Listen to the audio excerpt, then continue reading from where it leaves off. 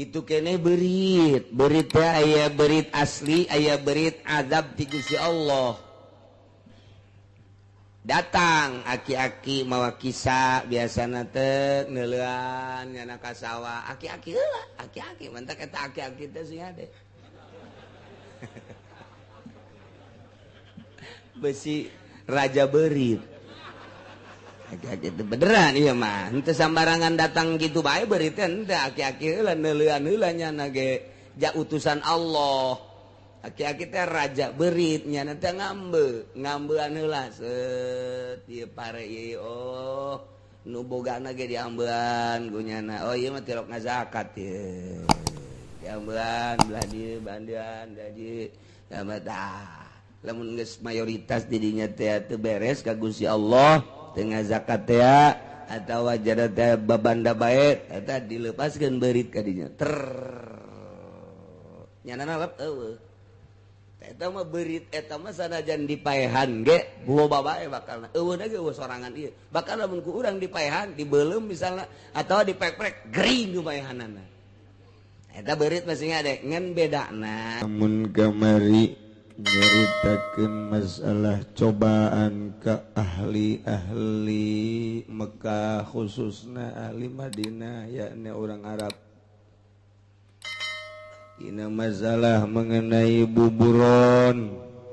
sebab ahlina jeung karesepna hingga jadi pagawean jadi ma'isyah wari dituluykeun ketika ihram aya larangan ketika ihram nu leuwih berat lantaran orang-orang Arab teh ku hobi-hobina ngalah hewan ngabuburon sehingga teu aya waktuna beurang jeung peuting teh ngalahan hewan bae. Setelah Kangjeng Nabi ngainstruksikeun haji ketika ihram aya larangan-larangan ieu ayatna ieu. Ya ayyuhalladzina amanu la taqtulus sayda wa antum hurum. Wahai jelema-jelema nu iman alladzina amanu ay mukminun mukminat para mukminin para mukminat urang mana bae rek urang Arab rek urang non Arab Indonesia Malaysia talankum nabae mukminin mukminat kade wa antum murum ketika anjeun ihram teh la taqtulus sayda ulah ngabunuh hewan-hewan buronan teu meunang keur ihram. Mantep keur ihram aya larangan hiji teu meunang make pakaian anu ngaput. Mun urang keur ihram kemudian make pakaian anu ngaput ngahaja fidyah. Kedua teu meunang nutupan sirah. Mun urang nutupan sirah ngahaja fidyah.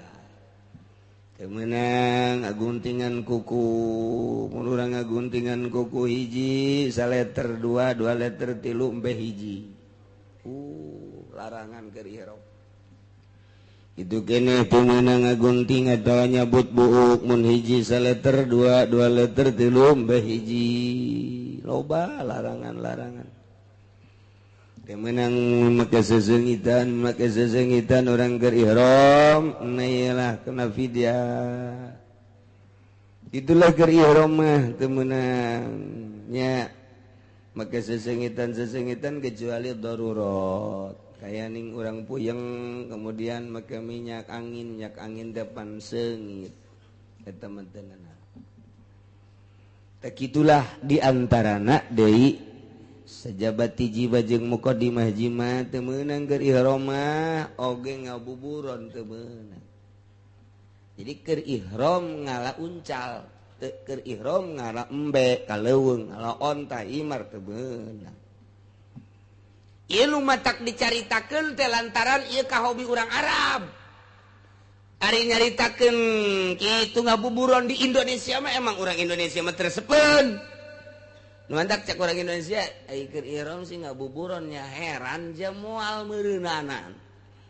Cek orang Indonesia lantaran di imana ge atuh tilo. Moal ieu urang Arab pan baheula karesepna. kahobina sehingga jadi ma'isyah mantak dilarang ke ihram teu meunang ngabunuh teu meunang kecuali nu lima nu diihtilafkeun antara para mazhab khamsu sawabiq la junaha lil muhrim yuqtal nu lima binatang nu ngarusak bagi nu ihram henteu naon tah mamaehan nu lima mah komo teu keur ihram mah diurang di Mekah ge teu naon komo diurang mana nomor kahiji al-hadatu eta alap-alap nomor kedua hida teh bangsa manuk kitu nu galak teh nomor ketilu hayat yakni hayat teh orai marga obat gitu Pak Roh berit eta mah meunang ku urang tah termasuk bangsa hasarot menang dipaehan tah mah hasarot bangsa kalabang bangsa kala nu kos karit cacakan nu ieu ge teu nanaon ku urang dipaehan nang ganjaran asal dipareta menang ganjaran nya heulang tah hidat teh heulang ku urang ditembak menang ganjaran pae ulah didahar tapi haram itu kene alap-alap tembak ku urang pae menang ganjaran urang sebab dititah tama-tama dititah dipaehan berit paehan masalah berit si ada ulah birit tak macana berit aduh tikus berit paehan itu mah rusak tama kos gitu kan berit teh ku ari mah geus teh berupa berit deui berupa dasi berit teh make dasi sok ngabolongan nya geus sarua bae ada yang meninggal Haji Jaya Kampung Gubug jam 9 di Sindang Jaya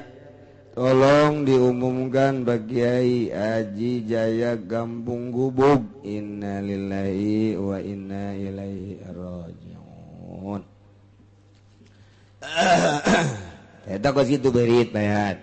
alap-alap heulang orai berit eta paehan tah nya nah ngan lamun aya orai parancahan heula mun aya di imah urang aya orai hideung parancahan heula azanan heula azanan Allahu akbar asyhadu an la ulah qobat dari salat asyhadu azanan ajeung nyana ngaringkel tutupan ge ku urang tutupan ke bakul tah kenao tinggalkeun kadinya deui eueuh berarti jin orai hideung teh kos kitu atawa dibuka aya keneh parancan ku urang ieu mah imah orai lantaran imah mah lain tempat sia orai na ieu aing asa kaganggu memeh ku aing sia dipaehan maning indit bae mun sia teu indit wayahna beusi aing maehan sia na ieu ulah nyalakeun aing geus antepkeun tutupan tong tinggalkeun eueuh mun bener jin ieu mun aya orai di imah warnana hideung nah ieu mah parancan heula azanan heula anakalana jin sing ade tos kitu kitu keneh berit teh aya berit asli aya berit azab ti Gusti Allah datang aki-aki mawa kisah biasana teh neuleuan nyana ka sawah aki-aki heula aki-aki mantak eta aki-aki teh sing ade besi raja berit aki-aki teh beneran ieu mah henteu sambarangan datang gitu bae berit teh henteu aki-aki heula neuleuan heula nyana ge ja utusan Allah aki-aki teh raja berit nyana teh ngambean heula set ieu pare ieu oh nu bogana ge diambean ku nyana oh ieu mah tilok ngazakat ieu diambean belah dieu bandean da dieu tah lamun geus mayoritas di dinya teh teu beres ka Gusti Allah teu ngazakat teh atawa jada teh babanda bae eta dileupaskeun berit ka dinya nyana lep eueuh eta mah beurit eta mah sanajan dipaehan ge loba bae bakalna eueuna ge sorangan ieu bakal lamun ku urang dipaehan dibeulem misalna atawa dipek-pek gering ku paehanana eta beurit masih ngade ngan bedana deuleu lamun aya beurit kos gitu deuleu mun aya beurit lamun ku urang dideuleu tek bae nyana bangun deuleukeun gitu eta eta berarti ulah dipaehan tah mah lain sambarangan beurit eta kos gitu sia ada eta mah beda eta mah geus kos kitu bae eta mah asal urang tewak hiji deuleukeun ku urang nyanana kitu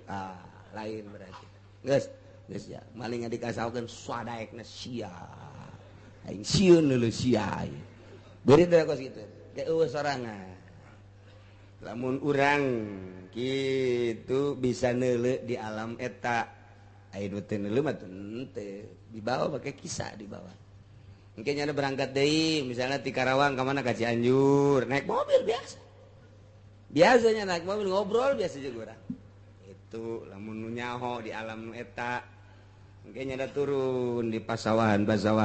teh di amban heula kitu bae sunnatullah ini dikirim berangkat ka Tangerang ka Cikupa kesempatan pasar geus mente jauh sawah ieu be aku pabrik kos gitulah beurit dipaehan mah masalah teu doraka teu naon ngan eta balantaran keur ngazab sok malik ka urang kos keong sarua bae keur diazab ku Gusti Allah pa kos kitu nya ieu alap-alap helang orai eta mah sunah malah dipaean nya lajuna halil muhrim gitu yuktalna dipaean nu 5 teh dosa kanu ke ihram ge komo nu lain nu ihram nya eta lah nu 5 eta mah hasyarat ge hasyarat kurang sunah dipaean hasyarat teh binatang-binatang anu di taneuh nu sok hiberan eta binatang-binatang geus dipaean masalah ikir carita syariat iyalah keur carita syariat nah ieu keur ihram ieu mah teh sing ade ieu kulantaran kuari mah ieu jadi ngaji manasikna kadang-kadang atuh didadak pan aya santri mah datang ka bab haji diaji beda ku santri mah teu ka Mekah teu naon diaji ketamat balik deui diaji deui gitu ketika ka Mekah bae tinggal muka doang teu puyeng cek janten teh ngaji da puyeng ngan geus pernah diaji pan aya di lembur mah di lembur ngadadak aya jelema hajina haji ifrad pan haji teh tilu aya haji ifrad aya haji tamatu aya haji kiron mun haji ifrad ngaheulakeun ihram haji mandarikeun ihram umroh sapaket haji jeung umroh teh sapaket setiap urang munggah haji kudu jeung ihram pelaksanaanana imah haji heula wa imah ihram lamun haji heula ihram panderi ngaranna ifrad lamun kitu umroh heula kakarak haji ngaranna tamatu lamun bareng nya haji nya umroh eta adalah kiron kitu bae haji mah mentek teu kaharti lamun Muhammadiyah mah ngeueukeun haji tamatu nyana mah haji teh ifrad bae lantaran Kangjeng Nabi teh ifrad wah pendek pikiran da Muhammadiyah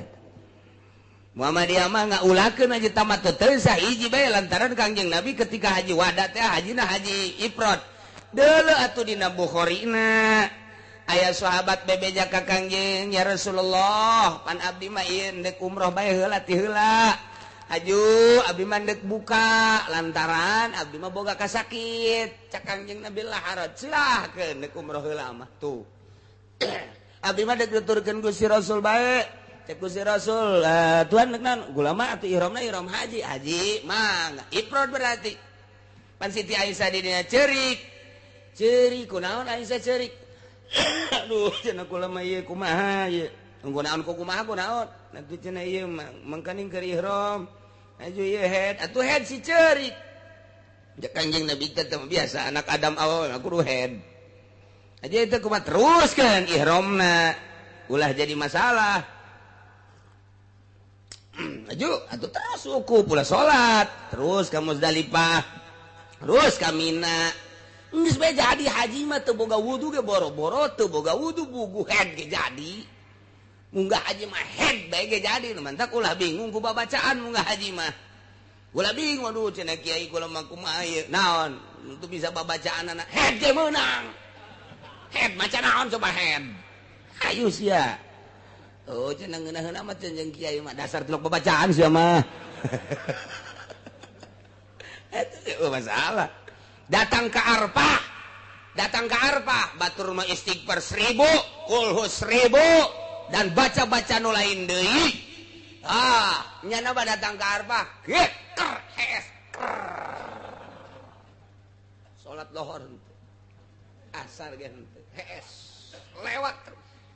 udang-udang isya di kamana nih oi Muzdalifah aing kodo heula kodo zuhur kodo asar ieu keur carita itu ke Muzdalifah datang ke Muzdalifah batur mulung batuk SD ieu budak poal aja sih diudangan mulung batu siang geus aing moal mulung batu aing ka mana ya ka Mina ayo ka Mina datang ka Mina batur jumrah SD ayo diudangan euy sia di kemah ieu eta sih aing mah jumroh aing ke bae penting jumrohna sekaligus aing malah pokona penting akobah jeung sakabehna bae geus lah isuk pentingna eta kos kitu teh jadi teh munggah haji mah babari jasa munggah haji mah hees bae ge jadi tah cak mah hees mantep ya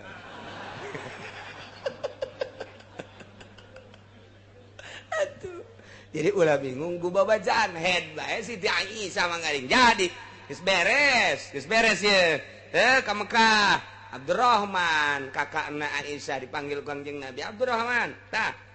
Aisyah teh pantacan umroh kuari umrohkeun geus haji heula beres haji nyana geus sehat geus tawaf ifadah berarti geus suci tawaf ifadah sa'i beres kuari umroh Abdurrahman kakana anterkeun ka ditu ka Tanaim anterkeun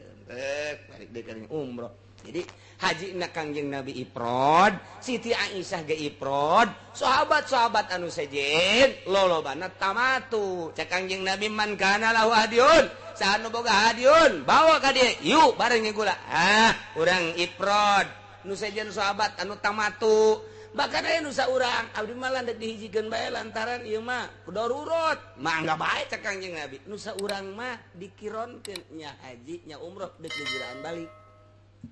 masalah mantek tilu haji teh tah mantek lamun Muhammadiyah kudu ifrad bae salah total jas sahabat ge dimanggakeun ku Kangjeng Nabi balik di Muzdalifah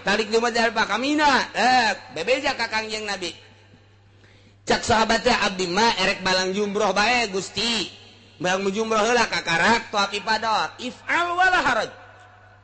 laksanakeun teu dosa teu naon cak nu saurang abdi mah rek ka Mekah bae lah jadi teu ka Mina teh Jumratul Aqabah berarti tas di Muzdalifah teh ya belok ka Mekah abdi mah bade ka Mekah bae ya Rasulullah erek tawaf ifadah kemudian saya ke karak ka sore abdi mah rek Jumratul Aqabah cak Kangjeng Nabi ifal wala haraj laksanakeun teu dosa teu naon meunang cak nu saurang teh lah abdi mah erek jumrah tas jumrah terus mencit korba mencit dam lah berarti eta mencit dam teh nyana teh tamatu cak Kangjeng Nabi ifal wala haraj nu saurang teh abdi mah deuk ka Mekah bae tas di Mekah ke deuk tenang-tenang bae haju ke mabitna deuk peuting bae abdi mah peuting ka Mina ke balik ka Mekah peuting ka Mina balik ka Mekah deuk kitu bae Rasulullah ifal wala haraj silahkan bae kabeh dimenangkeun ku Kangjeng Nabi malah mah abdi mah moal ka Mekah cak urang Cikupa ifal haraj mah aduh Gusti Allah babari bab haji teh eta lamun nyaho mah babari jasa deuk kumaha ge mangga asal sing hade bagi nu endek ka Mekah kuari besi engke mabit di Mina moal simpan kuari teh eta Mina jadid eta mah teu sah ta mabit di dinya ulama Mekah ge nu asli mah ngatesahkeun di Jawa Timur nu asli mah ngatesahkeun ulama-ulama anu nyekelan karena ucapan Kangjeng Nabi mina bainal jabalain antara dua gunung ta eta ngaranna mina mabit teh di dinya kuduna mantak baheula mah brog di dinya aya tukang baso aya tukang lotek mabit teh di dinya ngahiji jeung tukang baso jeung tukang lotek bari nungguan mabit datang kan ispul lael kuari mah diburak-burak pan nah kuari mah marabitna teh di kemah mah lain mina tamah mantak dijieunna terowongan dua maka ning kuari mah terowonganana hiji terowongan pertama muaizan nomor kedua terowongan kadi buki jauh bae jadi tidinya kadinya bangsa 3 kilo tak ka Jamarot ta eta teh wayahna teh jamaah haji nu di kemah sanajan geus disahkeun ku pamarentah dengekeun ulama nu asli ieu mun hayang bener ieu mah keur carita yang bener ulama Arab ge hada mina jadid kunaon tuh nyana di ditu nanyeun merek bidayatul muna di ditu nihayatul muna hayu bidayah jeung nihayana tetap ditulis padahal kita ulama pemerintah Arab geus bae itu ge mina keneh atuh ulah ditulis bidayah maka ditulis di dituna bidayatul muna di dituna nihayatul muna cak nyana ge mimiti mina mah ieu tuh tungtung mina mah ieu tah lamun nek mabit mah di dieu cak urang Arab keneh nu bener jadi tulis di dinya aya gede bidayatul muna di luhur gunung aya di luhur gunung gede bidayatul muna aya deuleu ge ka bakuna kaditu anu kaditu nu teu kaditu mah nek neuleuh naon aya nyana ge nyieun mah nyieun lantaran geus teu katampung dibejakeun ku Saudi Arabia ada muna jadid tetep bae nyanana ge nyanana urang ditu lamun deuk mabit kadinya bae belon teh coba atuh nu belon urang Indonesia nu kabobodo geus di dieu bae jariweuh meureunanan jauh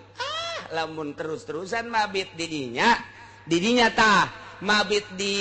kemah mayardam embe hiji embe tamatu hiji embe teu mabit di mina bongan di kemah bae hiji dua dipencit di ditu lain di dieu sing ada cenah aing mah dua tak embe engke bae dipencit bari eka anak aing blon sia mah tuh nya jadi sing ada tah nu kuari ka Mekah tetep bae ulama-ulama mempertahankan kula ge menang ti abah kula menang ti guru kula di Garut menang ti guru kula deui di Jawa komo ieu mata Ki Muhyiddin Kosambi mah ngajelaskeun singarade nyanyana mah unggal taun mun komo kabeh singade lain mina teman lain mina kayak aya bidayatul mina ditulis kene kuari ge mimiti mina artina bidayatul mina teh di ditu da nihayatul muna tetep eta bae jadi patokan tah lamun saya bidayah tungtung terowongan aya tah bidayatul muna eta bener di ditu aya di gunung luhur bidayatul muna oh belah ditu nihayatul muna aya tah eta mabit mun teh di dinya atuh enggeus dam lamun teh ama urang teu mabit di Musdalifah dam lantaran sistem taradudi jadi aya genep pangkat saperangkat 2 perangkat 3 perangkat 4 perangkat 5 perangkat genep perangkat bahkan lamun 7 mah muasasana bisa dasang ka 10 teh eta lamun nu awal biasana diberangkatkeunna jam 10 datang ka Musdalifah atau jam 9 ngan kuari mah taradudi mah ngahiji di Mina nu datang jam 9 nu datang jam 10 nu datang jam 12 nu datang jam 1 nu datang jam 2 nu datang jam 3 ngahiji deula di Mina ayang ke bendera Indonesia ngaranna karangkeng tek we di dinya tah nu terakhir mah kadang-kadang anu datang ka jam anu nomor 11 mobilna nomor 12 tah mobilna tah eta teh biasana datang ka dieu subuh teu mabit tah di Musdalifah teu mabit tadi Musdalifah teh teu mabit datang ka Musdalifahna subuh na eta teh embe hiji itu cenah sama ja urang mah teh nyaho ieu darurat meureunana imah keur carita mun ku sia didarurotkeun kos kitu embung mayar embe atuh olos dan cek ulama embe bae hiji lantaran naon lantaran bisa urang ti Arfah ka Musdalifah lempang deket di Arfah teh lempang ka Musdalifah motong jalan Kendal ka di jalan jekeus urang ku teu ngupayakeun lempang nungguan mobil darurat jadi leungit mantak lawan tuh lempang jadi deket sama kadinya kulantara udah tengupayakeun lempang teu darurat embe hiji berarti timina tim Muzdalifah kamina deket jasa tama deket artinya paling ge 3 atau 4 kilo deket jasa Masya Allah pulang balik baik eta karyawan ka imah ka pabrik kana sabara kilo jak kuateun kunaon atuh aya tim Muzdalifah kamina nah eta teh deket lamun sampaikan ke urang tek baik gitu tapi tambah jumroh masalah tambah sekadar jumrohtul Aqobah doang kan tanggal 10 mah muru afdol doang nusok loba nu muara rawat ya muara rawat pernah bahasa sebarang ratusan pernah ribuan eta mah geus rahasia Allah bae geus didinya lantaran muru afdol pada desak-desak waktu duha mulai di jam 7, jam 8, jam 9 wah macet jelema didinya kok bisa gitu sih lantaran mazhab Hanafi kudu jam sakitu bae mandak eta mazhab Hanafi memaksakeun jeung Maliki teh kudu didinya bae lantaran perbedaan jeung urang Aisyah Shafi'i mah kira-kira atuh make waktu abdol mangga nya nama wajib kudu jam sakitu urang mah kan henteu geus abdol doang daripada macet mendingan engke bae dioper ka asar macet keneh poe eta mah engke bae ka peuting masalah geus jam sababaraha ge malah manini mah aing moal jumroh mayar bae ka kepalana atuh masalah teh jumroh teh naon gitu naon sakabehna tanggal 10 teh jumroh tanggal 11 teh jumroh tanggal 12 teh jumroh tanggal 13 teh jumroh aing mah mayar bae moal kudu jumroh masalah tah aing mah mayar moal jumroh moal masalah mencit embe babari jasa ditanya cian dek jumrah moal kunaon tuh mah capek moal ngulikeun moal kunaon teu boga duit geus ajeun dek nantu di Mekah ieu dek balik embe beres Masya Allah babari jasa ngan ulah diomongkeun atuh ka batur mesti marli embe kabeh ngeukeun carita ngaji babari tah bab haji mah nah iyalah beres jumrah urang jumratul Aqobah tahalul ngaranna tahalul awal seluruh paharaman haji geus jadi menang kecuali hiji jima doang nu can menang jima doang teh nu can menang ai prakah beneran terjadi blon jasa ieu ulah keur di Mekah bae kiai cenah aya masalah ieu naon masalah naon lamun urang mantos di jumrah kemudian tahalul eta geus tahalul awal can tawaf ifadah jadi can boga haji gede eta teh kakarak tahalul awal ngaranna mun salam kakarak ulah salam ka katu doang can ka kenca oh nya aju naon nu diharamkeun kabeh geus halal kecuali jima ieu mah aya jamaah urang mana urang Tangerang na mana deket kiai ge cenah deket tetanggana nu aya naon ieu ieu kakarak tahalul awal jima kumaha tah ah sia macam-macam di mana jimana sakieu gunung dibawa ka sisi gunung buku eta Masya Allah jelema ku teu kuat teuing meureunnya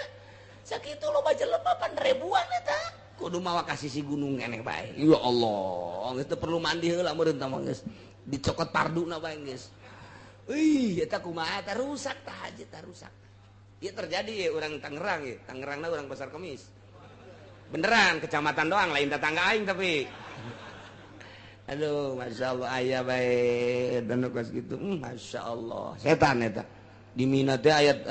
merek mawadi'us syayatin jadi tempat setan sebab baheulana Kangjeng Nabi Ismail ditungtun ku Kangjeng Nabi Ibrahim pas di jumrah di dinya teh cak Kangjeng Nabi cak setan teh Ibrahim nya aya bapak kudu mencit anak bohong eta ngimpi nyokot batu Kangjeng Nabi Ibrahim bismillahirrahmanirrahim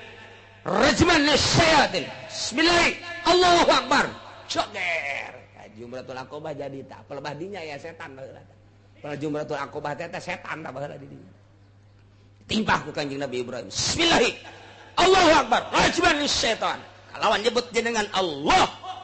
Allahu akbar aing ngabalang setan joger jadilah jumratul Aqobah teu meunang ku ari setan sia ditimpa sia ku aing ulah geus lain setan deui ku ari orang Turki Urang Turki keur can kuari can kos ieu keur baheula mah bisa keneh kadinya pan. Naik keneh kadinya, nyekel sendalnya na. Dicekel mun sakurang mah setan sia. Urang Turki tah mah, jeung urang Indonesia mah pan nurutan mah lulu. Geus teh nyaho kaler kidul, pajar bener. Dituturkeun deui ku urang Cikupa, setan sia. Wah, dasar urang Cikupa blon. Tapi nu gol karna eta mah. Ya Allah ya Rabbi, tungtun deui datang ke Jumatul Wusta. Nah, kuari mah ngabisi ke Kangjeng Nabi Ismail. Manya ya Bapak kudu naon gitu ngaranna mencit anak. Ti dituna. Ti dituna berarti Bapak bawa impianana. Nyokot Kangjeng Nabi Ismail. Bismillah. Allahu Akbar. Rajwan lu setan. Syukur ditimpa ku Kangjeng Nabi Ismail. Bapak Aiman, Nabi, Rasul, impiana bener. Goblok sia setan. Jadilah wusta. Nu kuari ku urang tah dibalang teh. Bismillahirrahmanirrahim. Wusta teh ta eta teh Kangjeng Nabi Ismail baheula timpahanana tah. Teu meunang di setan-setan geus. Ibadah kuari mah. Geus ibadah. Jadi aya 3 engke di ditu. Nah, tanggal 10 mah eta doang hiji tah Aqobah. Tanggal 11 mah engke di ditu tuh. Ula wusta Aqobah. Nah iyalah Aqobah nu deket ke Mekah kaditun mentak lamun nyaho mah madep kiblat deket ieu Aqobah mah sabelah tadina kitu kuari mah jadi biasa kabeh. Jadi bebelahanana belah dieu Mekah aya di ditu urut bebelahanna di dieu urang di dieu tah ngabalangna bismillahirrahmanirrahim Allahu akbar. Lantaran loba jelema je itu nyaho kaler kidul madep mana sajalah. Hese atuh geus anu kakarak sakali mah komo. Ente nenget urang tuh ai kula mah baheula dibawa pan ku abah teh tah ieu di dieu sia ieu tah ngabalangna Mekah itu tuh tah keur sabelah keneh jadi urang di dieu ngabalangna madep ka ditu beres jumroh doa madep Baitullah langsung tah iyalah jumroh nu paling deket Jumratul Aqobah tah eta madepna ka ditu ke urang ngabalangna ka mana ka ditu tuh ka teureut ja ka ditu mah. Itu senyonto anak-anak jing kumaha. Insyaallah nah ieu mah keur caca paharaman keur ihram. Ya ayyuhalladzina amanu la taqtulus sayda wa antum hurum. Wahai jelema mukminin mukminat, ulah rek ngabarunuh maraneh kabeh kana buburon bari kaayaan anjeun keur ihram muhrimuna bihajin aw umratin. Bo ihram haji atawa ihram umrah. Kumaha lamun mayan wa man qatalahu minkum muta'ammidan fajaza'um mithlu ma qatala minan na'am. Saha jelema anu ngabunuh di antara aranjeun kabeh bari ngahaja eta teh teu meunang sambarangan kena sanksi pajazaun ay fa alaihi jazaun atuh kena sanksi. Kumaha sangsina mislu ma qatala kudu ngagantian sa model anu dibunuhna naon minan naaminya eta tina pirang-pirang ingon-ingon kumaha nganyahokeunana yahkumu bihi zawa adlim minkum anu nganyahokeunana anu bakal ngahukuman papada anu akur binatang ieu mun dibunuh akurna jeung ieu mun ieu dibunuh akurna jeung ieu mun ieu dibunuh akurna jeung pan hese ngabuburon mah meunang hiji nu hijina kan kabur ngabunuh nu eta nah eta teh kudu disangsikeun sangsina teh kudu nu akur jeung eta nu lindek nu mana pan mun nyokot deui itu ya hese pan eta mah kesit kuari mah nyokot nu babari digantian nu nganyahokeunana nu ngakurkeunana zawa adlim minkum asal geus patali jeung hukum bae ngaji mah hese ngaji mah Al-Qur'an lamun geus patali jeung hukum bae hese timbul bakalna pertanyaan hiji ku ayeuna bahasa wa man qatalahu minkum muta'ammidan kumaha lamun henteu ngahaja berarti ieu tah ta'ammud eta ngajadikeun syarat kana wajibna jaza geus mata wujida syartu wujidal masrut wa matan tapas syartu intapal masrut aya syarat aya masrut eueuh syarat eueuh masrut anu ngaji mah jaheuh tinggal nu teu ngahiji aing mah surutu kitu heran surutu naon eta kiai teu ngaji hese eta lah geus aya bahasa muta'ammidan kumaha lamun teu ngahaja nah kumaha lamun teu ngahaja iyalah sanksi-sangsina urang mah hese ngabongkar langsung dina Al-Qur'anul Karim serahkeun ka ahlina saha sahabat nu mantak cek di dina ge ya kumubihi zawadlim minkum teu sambarangan ngakurkeun nu dibunuh kudu akur jeung gagantina nu mana nu bakal ngahukumanana lain kudu sambarangan urang Arab tapi yahkumubihi zawadlim dua jelema lalaki anu adil anu nganyahokeun kana sifatan hewan-hewan tersebut geus serahkeun ka sahabat anu ngarti geus dibukukeun ditalung ti ku Imam Syafi'i. Nah Imam Syafi'i geus dingitabkeun kitabna Raudhah ka belah dieuna Majmu belah dituna sarahna belah dieuna jadi Fathul Muin ka belah dieuna jadi Riyad tinggal di deuleu bae kumaha babandinganna namun maehan onta aya dina Riyad kumaha mun maehan sapi aya dina Riyad kumaha mun maehan embe aya dina Riyad kumaha mun maehan hayam engke kumaha jeung kumaha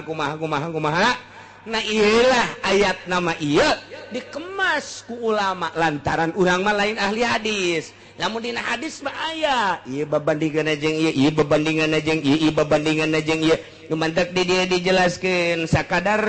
para sahabat wa qad hakama Ibnu Abbas Abdullah bin Abbas mah seorang sahabat wa Umar jeung Sidina Umar mah wa Aliun jeung Sidina Ali mah pinu amah bibadanatin mun aya jelema ngabunuh keur ihram teh ngabunuh manuk soari nu sok disebut ku urang manuk onta manuk gede bisa ditumpakan disebut manuk soari di urang mah koswari soari atawa burung onta ta eta teh mun urang keur ihram ngabunuh eta onta hiji tuh nang saya tak iya tak keterangan anak Ibnu Abbas Umar Ali Masya Allah kebelah dia sahabat keneh cuman waktuna wallahu a'lam